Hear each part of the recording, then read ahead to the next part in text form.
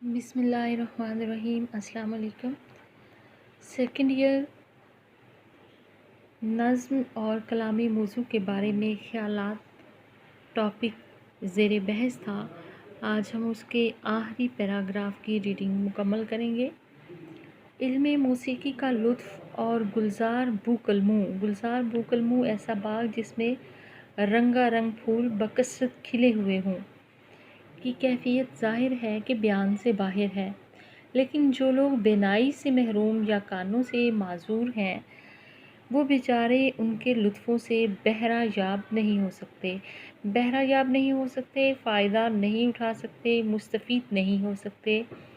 इस तरह जो लोग लुत्फ़ तबीयत और सफ़ाई दिल यानी दिल जिनका साफ़ नहीं है, दिल से महरूम हैं, वो कैफ़ियत शेर व फ़साहत कलाम से महरूम हैं। यानी वो लोग जिनका दिल साफ़ नहीं है। दिल के साफ़ होने के बारे में पहले पैराग्राफ में हम पढ़ चुके हैं कि मौलाना मोहम्मद हुसैन आज़ाद कहते हैं कि शेर को अच्छी तरह समझ वही लोग सकते हैं जिनका दिल आईने की तरह साफ़ हो और जिनकी तबीयत असर पजीर हो। इसी तरह वो कहते हैं कि जो लोग साफ़ दिल से महरूम हैं वो शेर की फसाहत यानी उम्दगी को नहीं समझ सकते। इससे बढ़कर ये कि बाज़ी तबाए शायर से मुतनफ़र पाई जाती हैं कि कुछ ऐसे लोग होते हैं जिनकी तबा की जमा है यानी तबीयत की जमा है कि जिन लोगों की तबीयत शेर से मुतनफ़र नफ़रत करने वाले लोग होते हैं। और दलील इसकी ये पेश करते हैं कि इससे कुछ हासिल नहीं। अगर फ़ायदा से यही मुराद है कि जिसके अमल से 4 पैसे हाथ में आ जाएं, तो बेशक शेर बिल्कुल कारे बेफ़ायदा है। कार ऐसा काम बेफ़ायदा जिसका कोई फ़ायदा नहीं है। आज़ाद यही बात कर रहे हैं कि कुछ लोगों का ख्याल ये होता है कि शेर गोई एक बेकार काम है, बेफ़ायदा काम है। तो वो कहते हैं कि अगर तो फ़ायदा ये है कि कोई ऐसा काम किया जाए जिससे हमें मुआवज़ा मिले, पैसे मिलें, तो वो कहते हैं कि इसमें कोई शक नहीं कि अशार लिखना, अशार पढ़ना या समझना, ये पूरा अमल जो है बेफ़ायदा है। और इसमें शक नहीं कि अबनाए ज़माना ज़माने वाले ज़माने के लोग, अबनाए ज़माना ने आजकल शेर को एक ऐसी हालत में डाल दिया है, लेकिन बावजूद इसके भी जो लोग तबए मौजू रखते हैं, तबए मौजू ऐसी तबीयत जो शेर को समझ सके, शेर फहमी की तबीयत। और अगर ज़ोर तबीयत को उलूम इल्म की जमा और तारीख़ की जमा, कसस किस्से की जमा में सर्फ करें तो फ़ायदा कस्बे दुनियावी भी खातर खा देवे।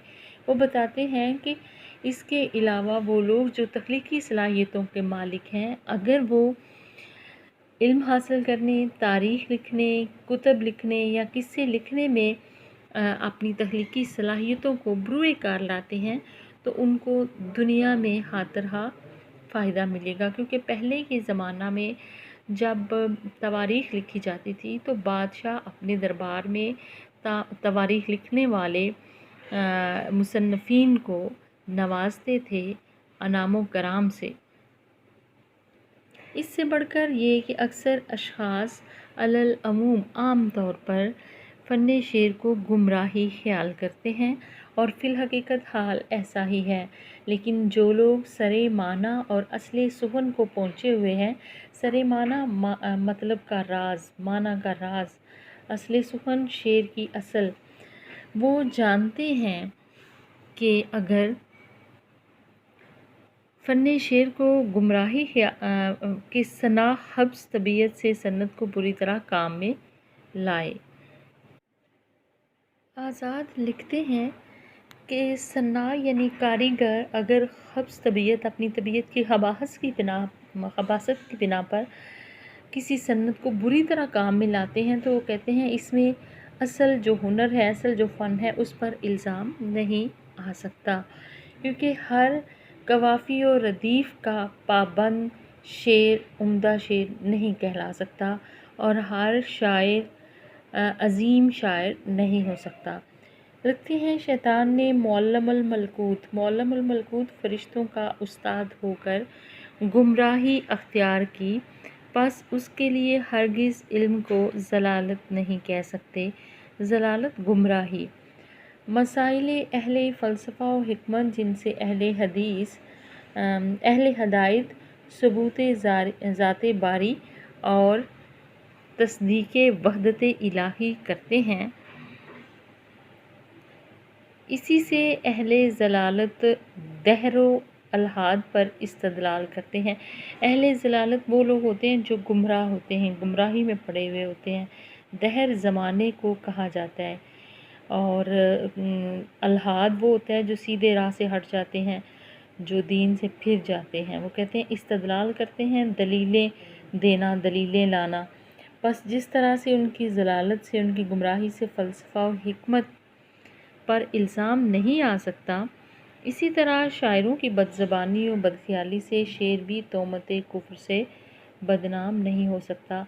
तोहमत कुफ्र की तोहमत, झूठा इल्ज़ाम, बुहतान, दर हकीकत ऐसे कलाम को शेर कहना ही नहीं चाहिए, क्योंकि शेर से वो कलाम मुराद है जो जोशो खरोश ख्यालात संजीदा से पैदा हुआ है और इसे कुव्वत कुदसिया इलाही से एक ख़ास सिलसिला है। ख्यालात पाक जूं जूं बुलंद होते हैं, मर्तबा शायरी को पहुँचते हैं।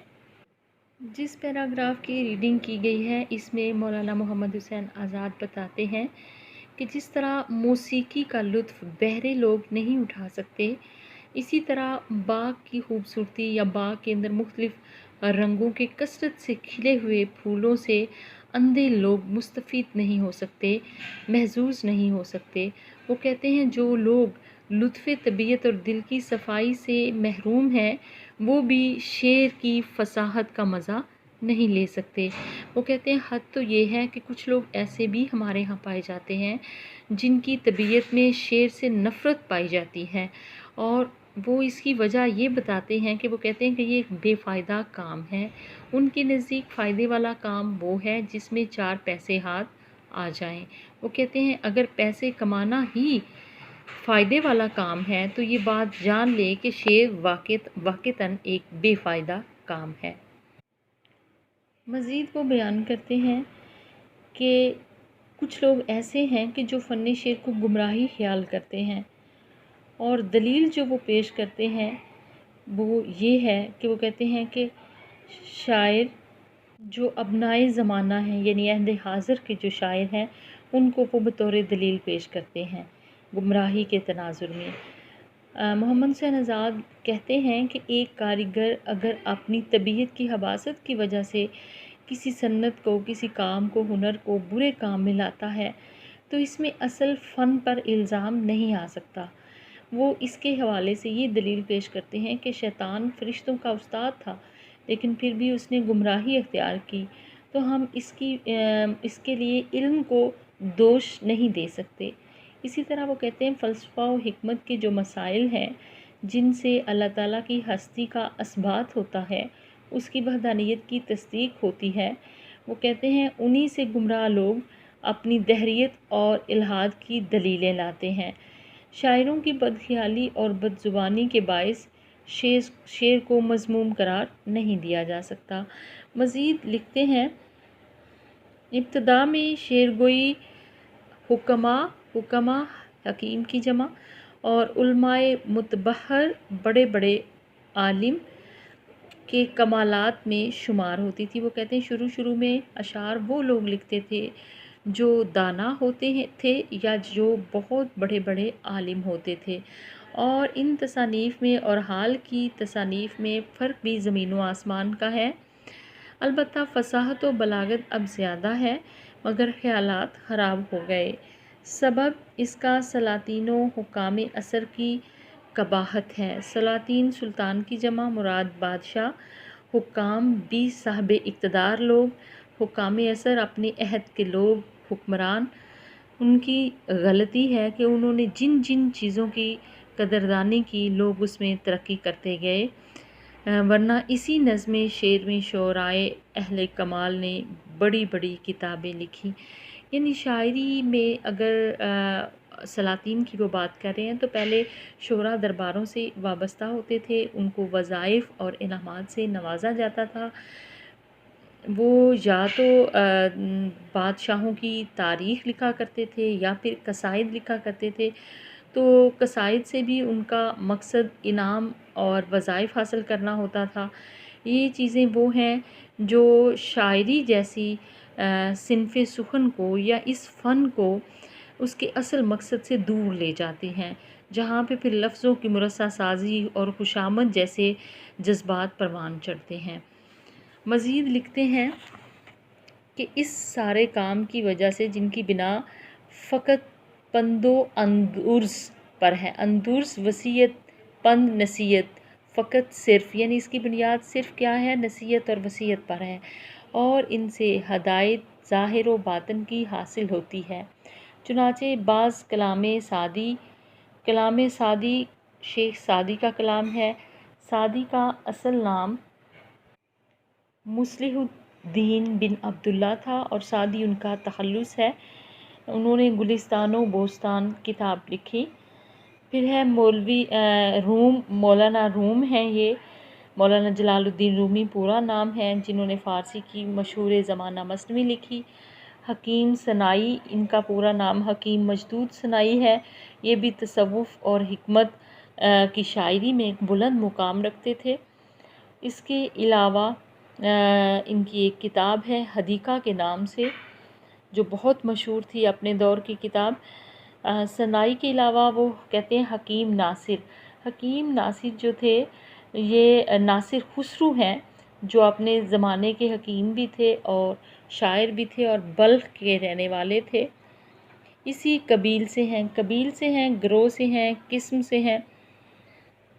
امید ہے کہ جہاں اور محاسن و قبائح، محاسن حسن کی جمع مراد خوبیاں، قبائح قباحتیں مطلب خامیاں، خوبیوں اور خامیوں کی ترویج و اصلاح پر نظر ہوگی۔ ترویج ہوتا ہے کسی چیز کو رائج کرنا، اصلاح بہتر بنانا، سدھارنا۔ قباحت خرابی، فن شعر کی اس قباحت پر بھی نظر رہے گو آج نہیں مگر امید قوی ہے، یعنی اس بات کی زیادہ امید ہے، پرزور امید ہے، قوی پرزور، کہ انشاءاللہ کبھی نہ کبھی اس کا ثمرہ نیک حاصل ہوگا، ثمرہ پھل، اس کا نیک پھل حاصل ہوگا۔ نیچے وہ اپنا شعر لکھتے ہیں، تمہاری سینہ فگاری کوئی تو دیکھے گا۔ سینہ فگاری کا لفظی معنی ہوتا ہے سینے کا زخمی ہونا، لیکن اس سے مراد کیا ہے؟ سخت محنت و مشقت۔ نہ دیکھے اب تو نہ دیکھے، کبھی تو دیکھے گا۔